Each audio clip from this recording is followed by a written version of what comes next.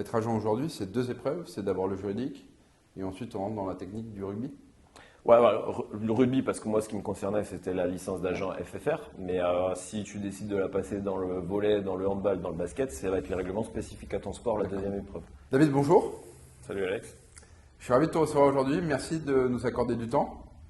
Je voulais qu'on puisse un peu parler de ton parcours, de ce que tu as fait avant en tant que joueur de rugby, de ce que tu fais aujourd'hui en tant qu'agent de joueur de rugby et de ce que tu vas faire demain peut-être, puisque je crois que c'est aussi les contours de notre interview. Justement aujourd'hui, David, tu es agent de joueur de rugby.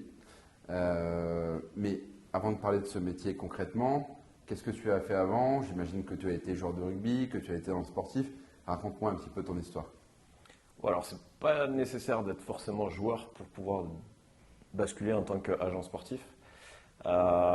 C'est plus intéressant effectivement quand tu as déjà été dans le milieu, quand tu connais un petit peu l'aspect terrain.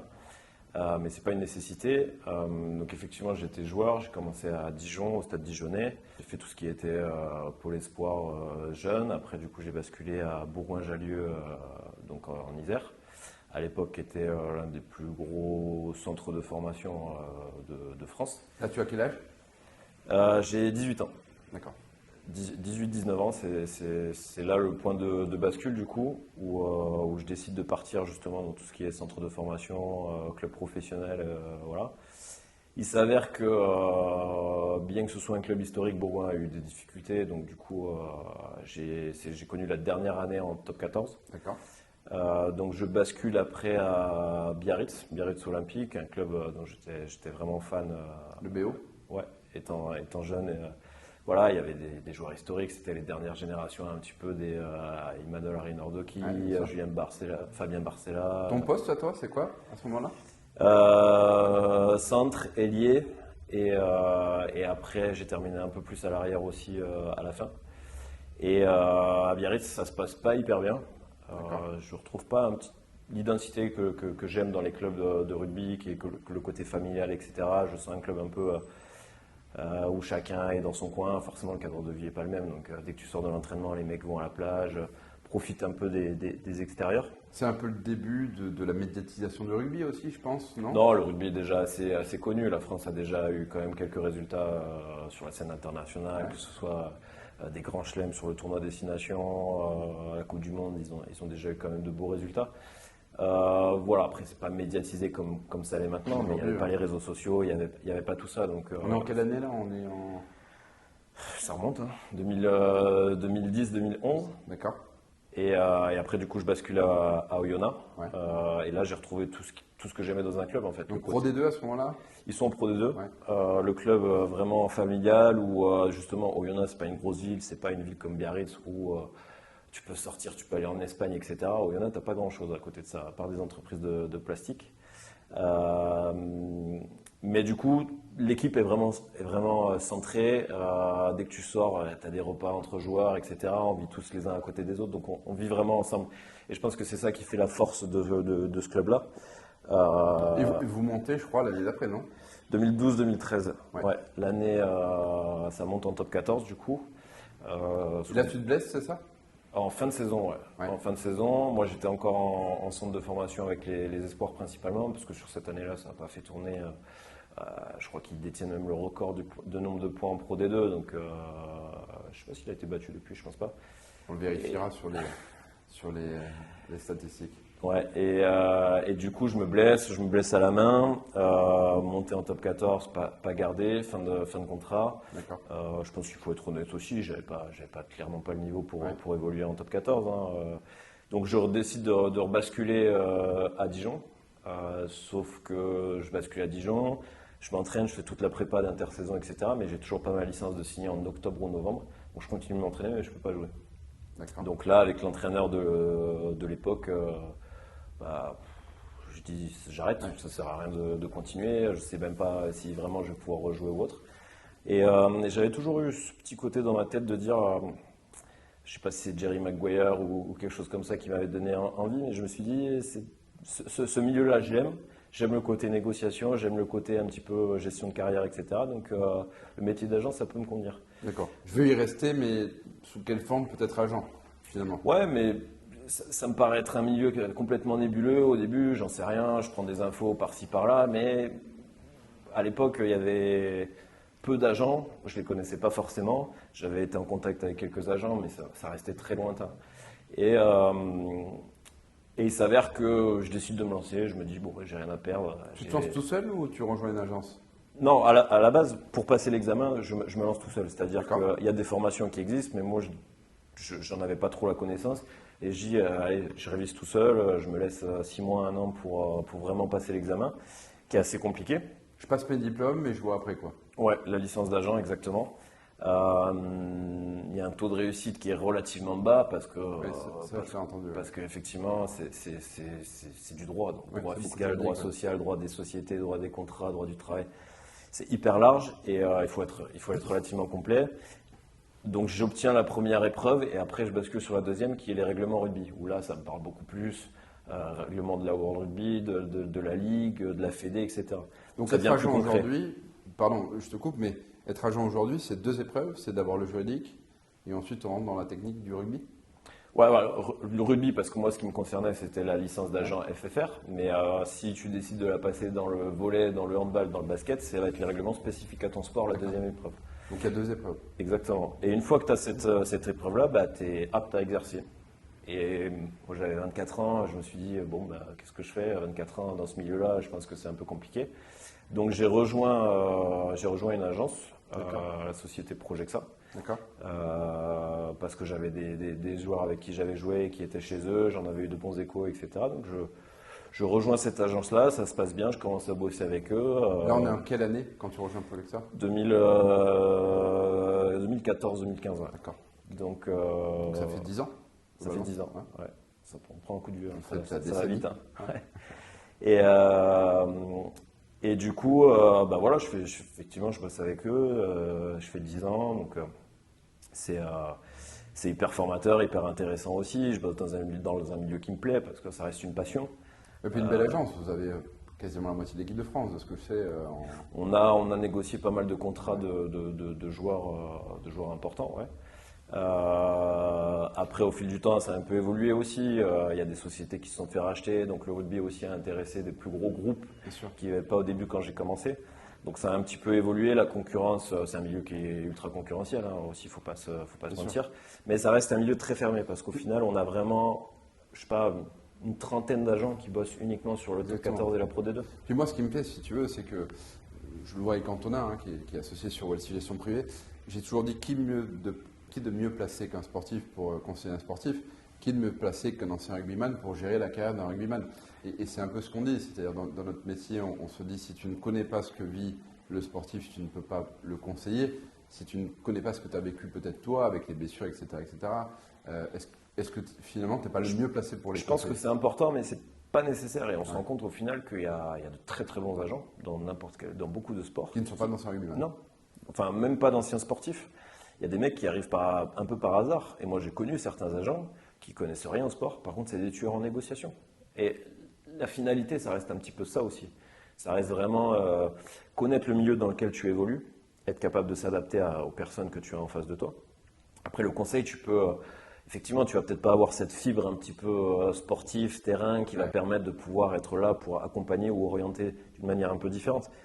Mais malgré tout, tu peux très bien t'en sortir. Oui, mais toi, en tant qu'ancien joueur, tu as le choix entre un agent qui a vécu ce que tu as vécu et un agent qui n'y connaît rien, mais qui est un fin négociateur. Tu aurais pris qui? Ça dépend de ce que tu recherches, parce qu'après je pense qu'il y a beaucoup une question de feeling aussi et d'ouverture avec les clubs. C'est-à-dire qu'il y a certains clubs qui vont mieux passer avec certains agents. Tu as les affinités qui se créent aussi. Au bout de 10 ans, forcément, tu connais les présidents, les managers, les entraîneurs de clubs. Donc tu as des affinités un peu différentes qui se créent. Donc là, on rentre vraiment dans le côté humain et relationnel, qui je pense est quand même hyper important dans notre métier. On l'oublie beaucoup. Oui, puis il faut préciser, le rugby a cette particularité, c'est que l'agent est en direct avec le club et pas avec le joueur. Exactement. Jusqu'à aujourd'hui, en tout cas. Ça a l'air de commencer à changer, mais on le voit, nous, dans les autres sports qu'on gère, souvent l'agent est en direct avec le joueur.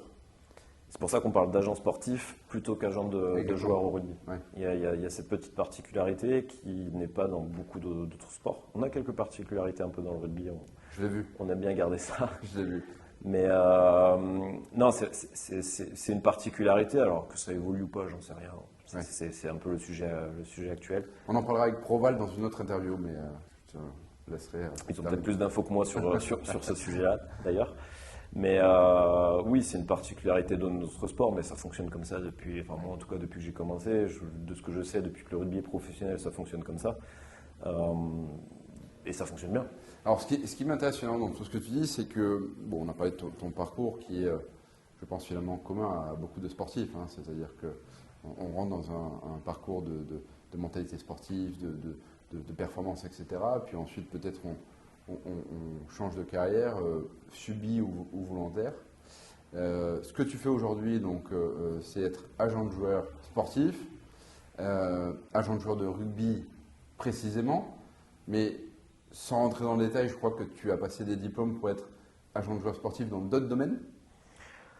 Oui, parce que l'objectif, moi ça fait 10 ans que je fais ce métier-là, donc sans rentrer dans les détails, je pense que je suis aussi à la croisée des chemins comme un sportif qui fait 10 ans dans un club et qui se pose la question de dire bon, ben, est-ce que je continue dans le même club ou pas.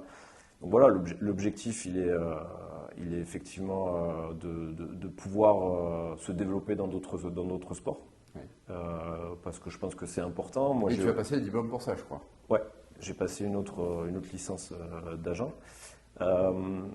Et moi, personnellement, j'ai aussi ce besoin-là d'être sans cesse stimulé. C'est-à-dire stimulé par la découverte de nouveaux milieux, par le sport, par la compétition, par plein de choses. Et je pense que justement, c'était ce dont j'avais besoin, ce dont j'avais envie, c'était aussi de découvrir des sports que je connaissais, mais au final, pas aussi bien que le rugby. Ce goût du challenge. Ce goût du challenge. Je l'ai compris quand tu m'as évoqué le fait que tu avais fait les 73 km du lac Léman à la nage. Je crois que tu l'as fait en 38 heures. On en parlera dans notre interview, mais je pense que ça révèle un certain goût du challenge. C'est intéressant pour nous et pour ceux qui nous regardent de comprendre effectivement comment d'un parcours de joueur, de compétiteur, on en arrive à rester finalement compétiteur dans l'esprit, dans l'attitude. Donc aujourd'hui, tu nous dis que tu es agent sportif, donc de rugby et peut-être d'autres sports pour lesquels tu as passé les diplômes. Ton avenir, finalement, est-ce qu'il est autour du rugby? Je crois qu'on vient d'avoir la réponse, pas que. Qu'est-ce qui fait ta marque de fabrique? Qu'est-ce qui fait que tu penses avoir un intuitu personnel dédié aux joueurs? Comment tu vois les choses à ce niveau-là? Ouais, je pense que, comme je te disais, ce qui est important aussi, c'est d'avoir le feeling avec les clubs, avec les joueurs. Donc, personnel. Ouais, voilà. Je vais peut-être pas correspondre à certaines personnes, et à l'inverse. Tu vas matcher avec. Exactement, c'est ça. Mais je pense que ça fait partie des relations humaines que tu as dans tous les domaines, que ce soit dans le domaine financier, que ce soit dans tout ça. Pour moi, le plus important, ça reste la relation de confiance. Et la relation de confiance, tu peux aussi l'installer. Tu ne peux l'installer que dans la durée. Bien sûr. Tu ne peux pas dire à quelqu'un fais-moi confiance. S'il ne connaît pas, etc., pourquoi? Voilà. La confiance n'exclut pas le contrôle. Exactement. Et puis ça se gagne aussi par les actes. Donc si après le mec, il vient, il se renseigne sur toi, qu'il prend des infos, etc., il va déjà avoir quelques billes en main pour pouvoir se faire sa propre idée. Et pour moi, c'est ça le plus important. C'est vraiment ce côté humain. Et je souhaite, de toute façon, que dans mon métier, il y ait ce côté humain. Le jour où, dans le sport, on enlève ça et que c'est purement financier, comme par exemple ça peut être, je sais pas moi, sur le marché américain, où les joueurs de basket, le matin, ils se réveillent dans un club, le midi, ils sont tradés dans un autre, et le soir, ils se couchent, ils sont à l'autre bout du pays. Je suis pas sûr que ça m'intéresserait grandement. Si on chiffre les choses, puisque vous savez que nous, on a un métier de chiffres, sur combien de négociations tu interviens dans l'année avec les joueurs? Bon, ça varie des années. Je dirais en fourchette large, 15 et 25, on va dire. D'accord. Donc ça varie un petit peu des années. Il y a certaines années où ça va être vraiment des postes et des profils spécifiques parce que les clubs ont certaines fins de contrat et ça agite un petit peu le marché. C'est vraiment dépendant, mais c'est à peu près ça. Non, puis ce qui est intéressant, c'est que nous, on est assez proche de quelques agents de joueurs qui sont en France, à l'étranger. Toi, tu es agent en France et je crois que le rugby est quand même assez marqué français. Le championnat du rugby, il est en France, il est un peu en Angleterre. Et pour autant, on a l'impression que ce milieu d'agents de rugby est en France et que le rugby se fait en France. Est-ce que tu penses, en faisant court, parce on va rapidement terminer, mais est-ce que tu penses qu'aujourd'hui, la hype du rugby est en France? Complètement. C'est à l'heure actuelle le meilleur championnat au monde. Et c'est pas démago de dire ça ou autre, c'est la réalité. C'est pour ça que tous les joueurs étrangers veulent venir en France. C'est le championnat à l'heure actuelle le plus rémunérateur, où le niveau est le plus élevé. À l'inverse, pour les joueurs étrangers, ça leur fait bizarre, mais c'est le championnat où on joue le plus. Donc on a un calendrier quand même qui est assez surchargé. Ça leur fait bizarre aux joueurs étrangers, hein, quand tu es en Angleterre où ton principal objectif c'est la Coupe d'Europe ou la sélection, etc. Nous, on joue quasiment tous les week-ends. Oui, puis on voit qui gagne les Coupes d'Europe, tout simplement. On a la chance d'avoir quelques clubs assez performants sur la scène européenne, en plus d'être performants sur le championnat français. Mais en général, il y a quand même un temps d'adaptation quand les joueurs étrangers viennent en France. Ça leur fait bizarre au début de voir le rythme d'entraînement, le rythme de match. C'est pas fait pour tout le monde.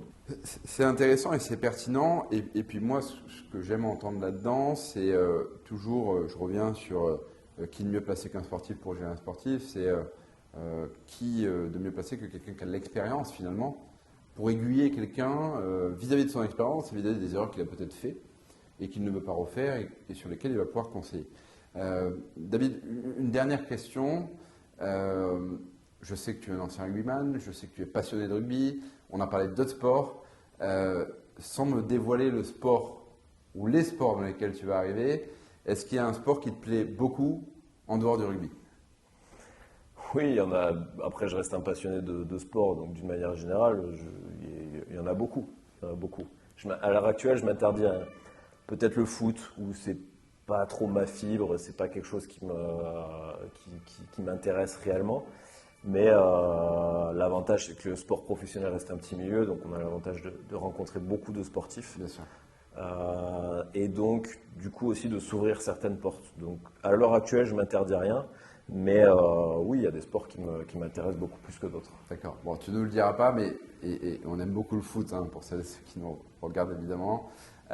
J'ai une petite idée et on dira peut-être lors d'une prochaine interview. Merci infiniment, David, de nous avoir accordé du temps. Merci à toi, Alex. Et à très bientôt. À bientôt.